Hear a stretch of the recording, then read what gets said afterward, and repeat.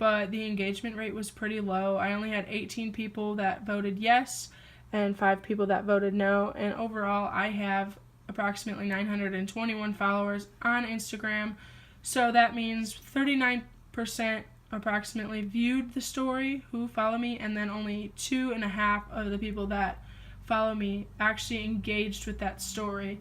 And as you can see there, that's the story. It's a little bit about Nike, just kind of an outlet. Asked, would you want to know what it's like to work for a company like Nike?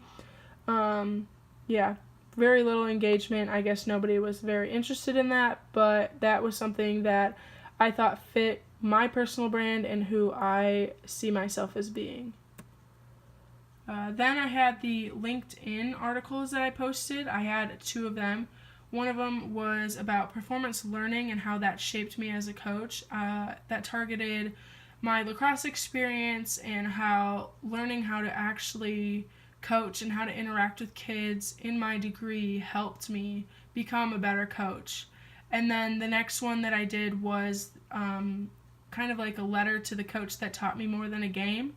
That was targeted at my high school basketball coach, how he used basketball as a life lesson. He taught way more than just being on the court and playing the game. He taught how to be, friends with somebody. He taught trust. He taught, commitment and motivation. There were things that he showed us off the court that we can bring into our daily lives.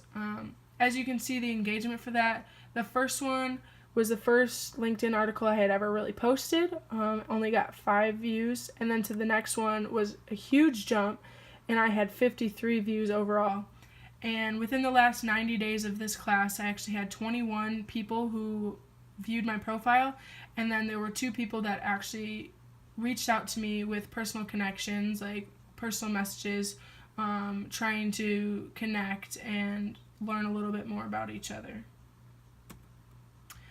And then for my YouTube video, I actually did a video of Tony Albertina over at The Disc and how he talked about me actually being the youth lacrosse coach and what it took for me to become that coach and how I'm doing so far. It was pretty cool to see how he thought of me as the coach, considering he is like the head of the program. But that post only had 3 views, and there was no followers or comments that had stemmed from this post.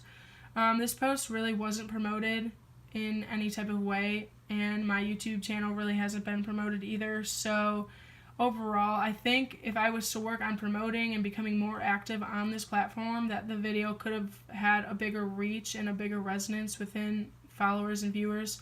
However, I don't have that, so it didn't really do as well as I thought. And then for my walking tour of Milligan, that kind of described what places on campus had an impact on my,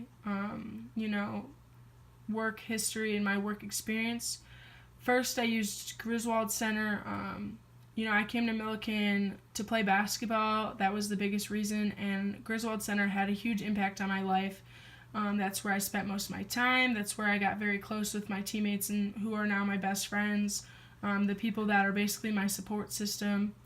Then Staley Library and Scoville Hall, those 2 really were impactful on my education and academic side of being here at Millikan, and how I went through the scale of being a really good student in high school, coming to college and realizing that it's a lot harder than everybody thinks, and then having to pick myself back up and become that good student again.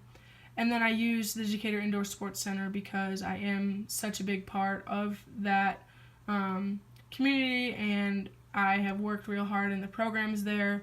I've been working there for 3 years, so it just meant a lot to me to be a part of something like that.